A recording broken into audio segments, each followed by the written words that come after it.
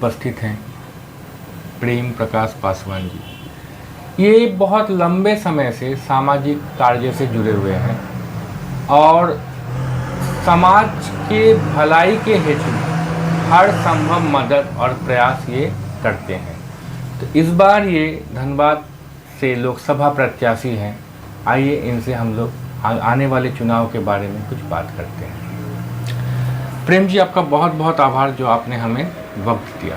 आपका भी बहुत धन्यवाद कि आपके हम चैनल पर आप आ रहे हैं।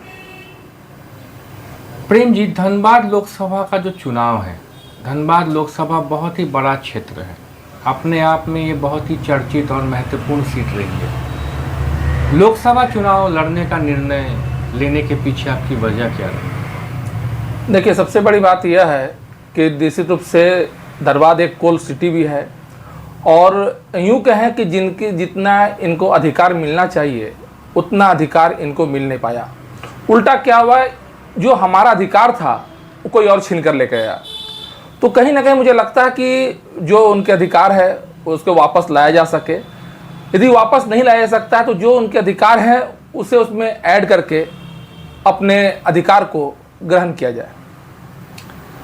प्रेम जी, हम लोग देखते हैं कि आप भ्रमण बहुत करते हैं। हम लोग देखते हैं कि आप भारत के हर क्षेत्र में आना जाना करते हैं। तो ये जो आप भ्रमण करते हैं, ये क्या आप अपने शौक़ के लिए करते हैं या इससे आपको इस जो भ्रमण के प्रति आपका एक अलग आग्रह देखने को मिलता है? इसके पीछे की देखिए, सबसे बड़ी बात यह है कि मैं भारत के विभिन्न राज्यों में, विभिन्न क्षेत्रों में जाता हूँ। इसलिए जाता हूँ, ये भ्रमण आप नहीं बोल सकते हैं कि शिक्षा लेने के लिए मैं जाता हूँ, क्योंकि हर परिवेश के हर लोग जो विचारधाराएं हैं, उनकी संस्कृति है और उनके रहन सहन जो है अलग हो जाते हैं। और ये जानने का भी अवसर मिलता है किसी राज्य में मान लीजिए कुछ पिछड़ा है तो किन कारणों से पिछड़ा है, कोई राज्य आगे है, वहाँ के लोग की सोच क्या है, वो जानने का अवसर मिलता है। चूँकि एक जनप्रतिनिधि होने के नाते, चूँकि जनता में रहता हूँ, तो जब तक हर एक चीज़ के बारे में नहीं जान पाऊँगा, कोई विकासशील है, कोई विकसित है, तो क्यों विकसित स्टेट है, तो उसको जब तक मैं नहीं जान पाऊँगा तो मैं अपने स्टेट में या अपने शहर में उसको इम्प्लीमेंट कैसे कर पाऊँगा। इसलिए हर एक चीज़ को जानना अत्यंत आवश्यक है। यही हमारा उद्देश्य है और अभी लगभग पूरे भारत में मैं भ्रमण कर चुका हूँ। चुनाव, अगर हम चुनाव की बात करें तो चुनाव आज के दिन में धन बल, बाहुबल, इन सब पे आधारित हो गया है। आप एक सामान्य वर्ग से आते हैं, एक साधारण इंसान हैं।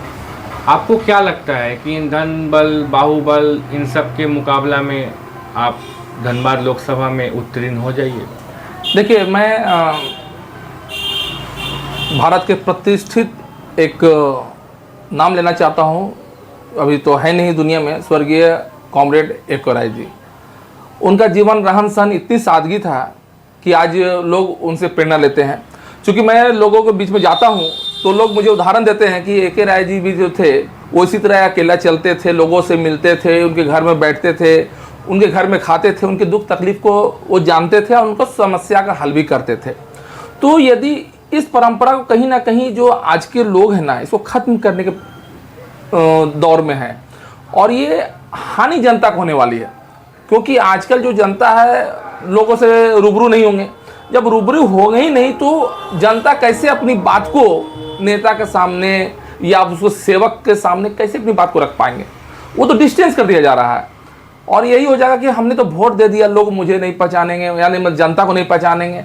तो ये आने वाले जो ये परंपरा जो आरंभ हो रही है, ये बहुत ही खतरनाक है। मैं इसे मतलब कह सकता हूँ कि ये जनता अपने आप को अपने पैर पर कुल्हाड़ी मार रही है और इसको जो समझ में नहीं आ रही है, तो ये बहुत बड़ा मतलब विडम्बना बोलिए कि लोग अपनी हानि करते जा रहे हैं और समझ नहीं। मैं जनता के बीच में जाता, जनता के समक्ष रखता हूँ तो लोगों का तो रुझान मिलता ही है। और चूँकि आपने ए.के. राय के बारे में बात कही तो वो तो उदाहरण है, वो यूनिवर्सल ट्रूथ है। दुनिया कहीं भी चले जाए, यदि जब चर्चाएं होंगी तो उनकी चर्चाएं उसी आदर्श के साथ, उसी सम्मान के साथ देखेगी। जो इसे लोग हम लोग क्या करते हैं कि नया कितना भी गाने आ जाए लेकिन लोग याद पुराना ही गाना कहते हैं। क्योंकि उसे पसंद है, वो जिस चीज़ को व्यक्ति की जरूरत थी वो उस पुराने गाने में उस चीज़ मौजूद थे। आज हम लोग कितना भी हाईटेक कर ले, लेकिन नए गाना को बस कुछ लोग पसंद करते, बस वो फिर कहाँ चला जाता है ये कहना मुश्किल है। उसी तरह आज के समय जो नेता आ तो रहे हैं, लग रहा है कि ये बहुत ही प्रचारक है, बहुत ही मतलब मॉडर्न, लेकिन ये फिर कल कहाँ चले जाएंगे, वो इतिहास के किस पन्ने में चले जाएंगे, ये कह पाना बहुत मुश्किल होगा। जी, अब मैं आपसे सबसे महत्वपूर्ण सवाल पूछने वाला हूँ जी। आप मुझे 5 कारण बताएं, 5 कारण धनबाद की जनता को, धनबाद लोकसभा की जनता को आपको इस बार वोट क्यों करना चाहिए। देखिए, ये तो चूंकि आप मुंह या मिट्ठू वाली बात हो जाएगी, लेकिन चूंकि आपने नहीं, 5 कारण मतलब आप कैसे अन्य प्रत्याशियों से अलग हैं, और 5 कारण अन्य प्रत्याशियों को वोट नहीं करके आपको वोट करने से धनबाद लोकसभा के वासियों को क्या बेनिफिट होगा। देखिए, यदि अतिशयोक्ति नहीं होगी और अपने विषय में बताना गलत नहीं होगा, तो चूंकि देखिए मैं शुरू से ही मतलब बालकाल से, स्टूडेंट लाइफ से ही मेरे अंदर में दूसरों की सेवा के प्रति मतलब भावना थी, और आज भी कंटिन्यू है। एक एनजीओ भी मैंने चलाया विदाउट फंडिंग, आज तक मैंने कोई फंडिंग नहीं ली। तो सेवा जो है वो मेरे खून में है। मेरे दादाजी, मेरी दादी जी, मेरी माताजी, पिताजी, ये लोग चूँकि शुरू से ही सेवा किए। सेवा इस सेंस कि कोई भी व्यक्ति कोई घर में आ गया तो जितनी शक्ति थी, हम लोग मध्यम वर्ग के परिवार के थे, उन्होंने सहयोग किया। तो ये हमें विरासत में मिला है। हम लोग जितने भी लोग हैं, परिवार के लोग हैं, सभी उन्हें देना जानते हैं, लेना नहीं जानते। तो ये तो आप ये कह सकते हैं कि ये मेरे खून में है। कारण, जैसे अगर आपको धनबाद लोकसभा क्षेत्र से सांसद चुन के दिल्ली भेजा जाता है, आप सबसे प्राथमिकता से धनबाद में किन किन समस्याओं का निवारण करिएगा। देखिए, सबसे पहले मैं अपने से समाज सेवा कर ही रहा हूँ, लेकिन सबसे पहले शक्ति चाहिए, क्योंकि लोग बिना पावर के कुछ नहीं कर सकते हैं।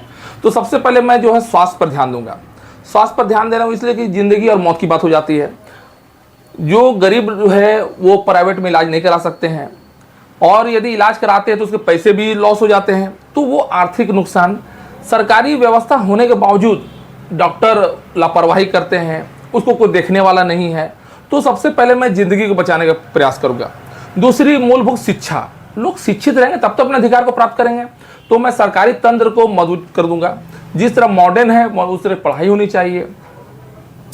और उसकी बाद है रोजगार। रोजगार सृजन कैसे हो उसकी मैं व्यवस्था करूंगा। एक समूह बनाऊंगा जो लोन के रूप में लोगों पैसा कैसे डेवलप करे। मैं लोगों को समझाऊंगा कि आप अपने पैसे से पैसे कैसे बना सकते हैं। मैं उसे आर्थिक सुदृढ़ करूंगा। जरूरी यही नहीं है, हमारे पास पूरी प्लानिंग है। चूँकि मैंने कहा कि लगभग 28-29 सालों से मेरा ये समाज के प्रति लोगों में रुझान रहा है। मैंने कई राज्यों को देखा है, मैं कई लोगों को देखा हूँ कि किस तरह वो जीरो से लेकर के वो हीरो बने हैं, और कह सकते हैं अर्थ से लेकर फर्श तक गए हैं। तो मैंने हर चीज़ को देखा, सीखा है। तो वो पूरी ताकत लगा दूंगा और आगे बढ़ाने के लिए। और मेरी ये इच्छा है कि जितने गोल्डन और अच्छे अच्छे लोग हैं उस टीम को, पूरी धनबाद को चुना जाए। ये केवल मेरा ये नहीं कि मैं सांसद हूँ, मैं चाहता हूँ कि हर एक लोग को वो मन में हो कि वो जनप्रतिनिधि खुद रहे। तो हमारा उद्देश्य डेवलप करना है, पूरे टीम लीडर को बनाना।